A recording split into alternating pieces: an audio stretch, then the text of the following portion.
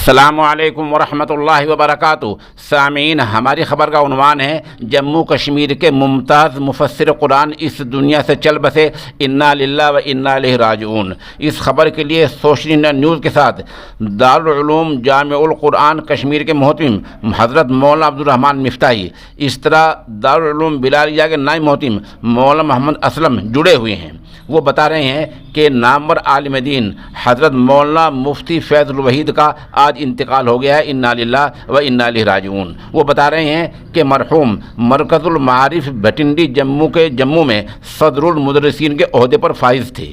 آپ نامور عالم دین تھے، مبلغ تھے، بہترین مفسر تھے اور ام المدارس دارالعلوم دیوبند کے فیض یافتہ تھے، یہیں سے سند فضیلت حاصل کی تھی۔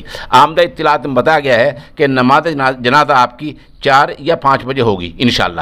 آپ کو بتلا دیں کہ ان کے بارے میں ابھی تک اتنی معلومات ہمیں ملی ہیں، اگر آگے مزید معلومات ملتی ہیں تو انشاءاللہ اگلا بلیٹن جاری کیا جائے گا۔ اس حادثہ فاجعہ پر ملی کونسل سہارنپور کے صدر مولانا ڈاکٹر عبد المالک مغیث نے گہرے رنج و الم کا اظہار کیا ہے۔